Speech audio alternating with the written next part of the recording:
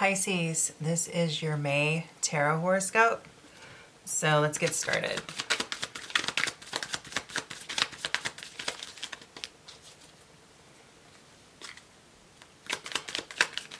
So Pisces, I hope you enjoyed my full and new moon horoscope. You can look forward to that every month. So now we're in May, Taurus season, going into Gemini.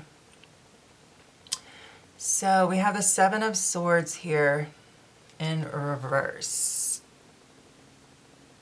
Let's see. The Seven of Swords in reverse.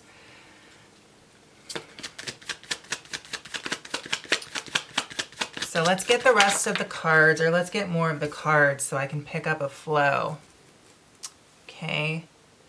And then we got the Two of Pentacles here in reverse.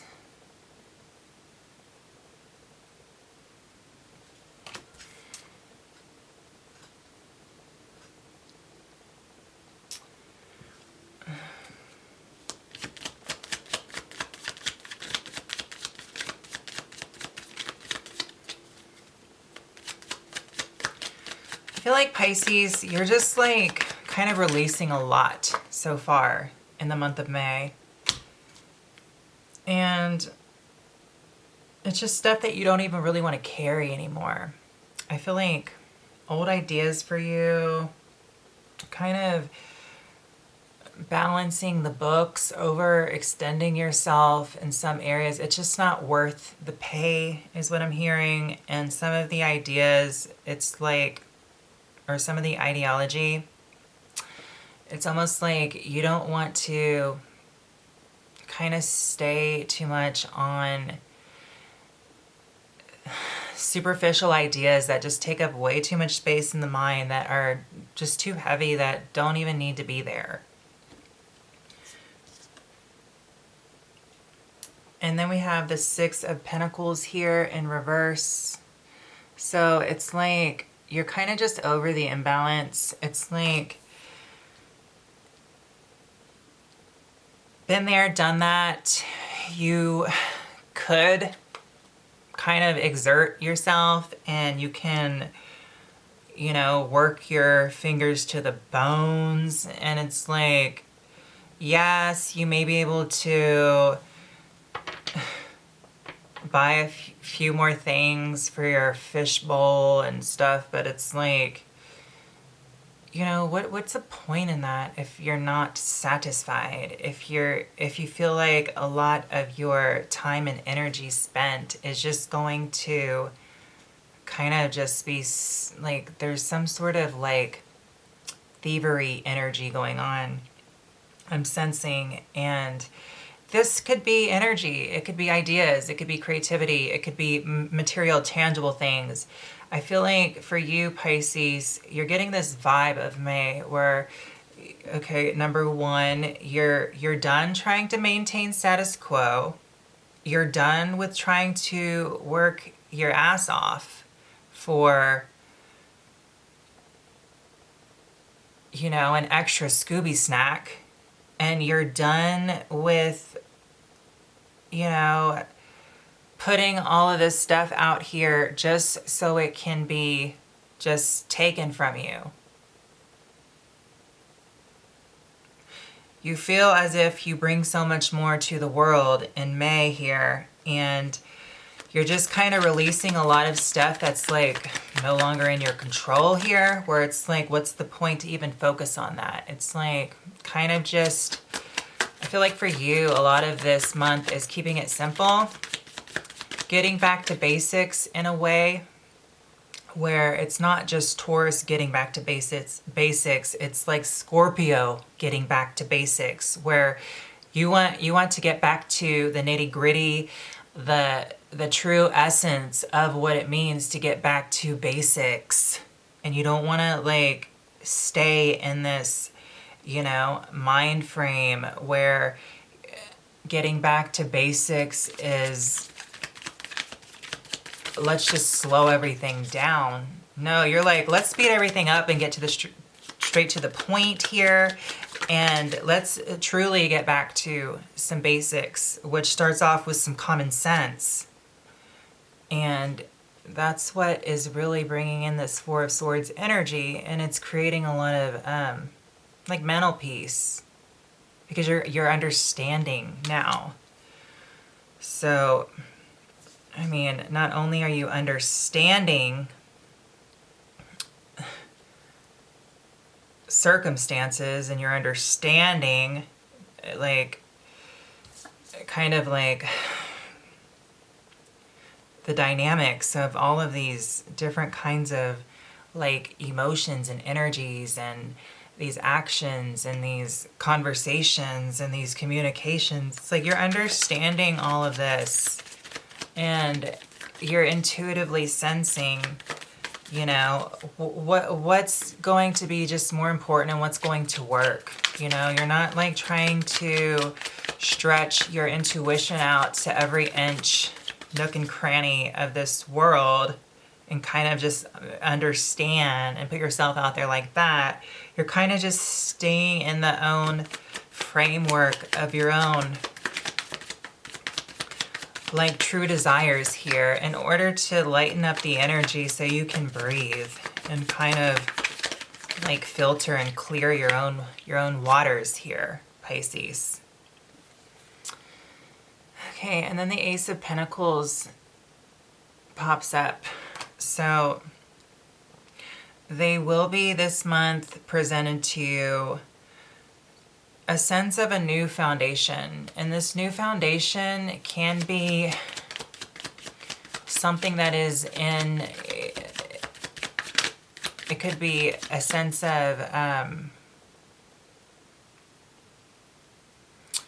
it could be, this new foundation could happen within the mind frame of how you kind of are perceiving reality.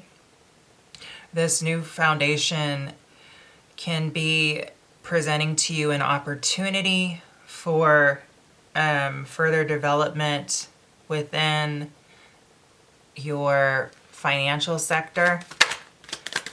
And it can also be kind of a new beginning to luck here, is what I'm also hearing. I feel like, you know, in May, your luck is going to change. So I don't know how your luck has been, Pisces. However, I feel like with a lot of this release / realization / raw quality that really brings you back to your true essence and gives you a sense of intuitive grounding, you are going to receive some good luck here. And your luck will change.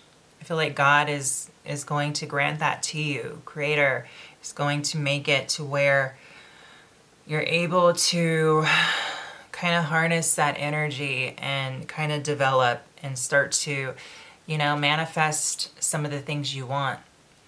And it's going to really increase in further detail as time goes on. During May, the process will start and will continue throughout the rest of this year, I feel. Because it's like, I feel like, you know, with this Six of Swords here, Six of Swords upright, you know, this energy is going to carry for the rest of the year. We're like in the 4th month. Well, I'm giving these readings here in April, at the end of April, May. I mean, 6, it's, you know, it's like going to carry on intuitively. The waters, your waters, is going to carry this energy on through the rest of the year. And I feel like things are going to start to change here in your favor, Pisces. Especially with this Ace of Pentacles. And then the Tower pops up. So, I mean,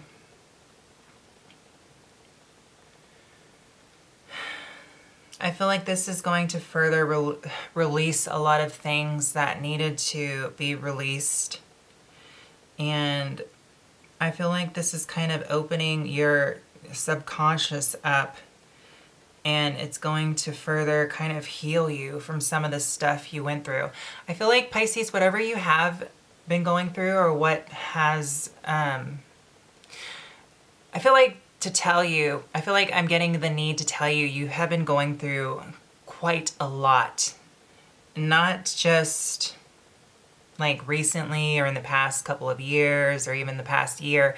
You've been going through a lot, period, because astrologically with Neptune going through your sign, and then you have a lot of interaction and a lot of planets that are, you know, transiting through your first house if you're Pisces ascendant or any Pisces placements. I feel like for Pisces period, mutable water, and being that empath you are feeling in a very dynamic and outstanding way here, where you're picking up on kind of the ripples that have been kind of rippling throughout the energetic field from very far.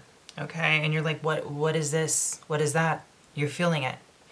And with this tower here, whatever has been, you know, plaguing you or whatnot, the universe is kind of like towering that out and getting that removed from your mind, your subconscious, because it's almost like, you know, this tower, it's like, if you look at it, you know, the top is being blown off, and these people are able to just kind of like, you know, take this deep dive and allow for, you know, this retribution to happen on a psychic level here. And I feel like, you know, whatever your beautiful mind has went through, Pisces, it's being cleansed, purified with this tower energy, and it can just, you know, thank God and Goddess, like you can kind of get this, you know, mental peace, satisfaction, this renewal subconsciously from all of the processing and all of the mental interaction that has been going on with you because of the veil being so thin. You know, with the veil being so thin, Pisces, you know, if you have a lot of Piscean energy, you're really perceptible for all of these, you know, different kind of spirits to come in and just like kind of communicate with you and you know, take you on this showdown of interaction, and then you forget about how all this could really possibly be. So then you feel like, why did I even participate in such a foolish thing, actually? But of course, Pisces, you know that in the end there's some missing information there, and that's why you were open to it, because you're a Piscean. So if the veils are thin and spirits want to come through and they want to participate in that manner, you as a Piscean soul can really understand that there is some greater context to this experience, and you are not crazy. You are actually very sane, and with you allowing the experience to happen, you can go back and say, you know what, I wasn't a fool. I just, you know, it just gives me further indication of how kind of like how some of these different realms and spirits get down. And you're just like, really? Really? Really? That's it? That's it and that's all? And then you almost have to just take a step back and be like, you know, you just use these other different like things in life, whether they be people, places, or things, just to have some sort of conversation with me. It's like, why? I mean, at the end of the day, all of this is being cleansed out of your subconscious, and, you know, star card, good riddance. Star card reverse, good riddance. And then we have the Four of Pentacles here in the reverse. So this is definitely, with this Tower energy, kind of like getting rid of all of that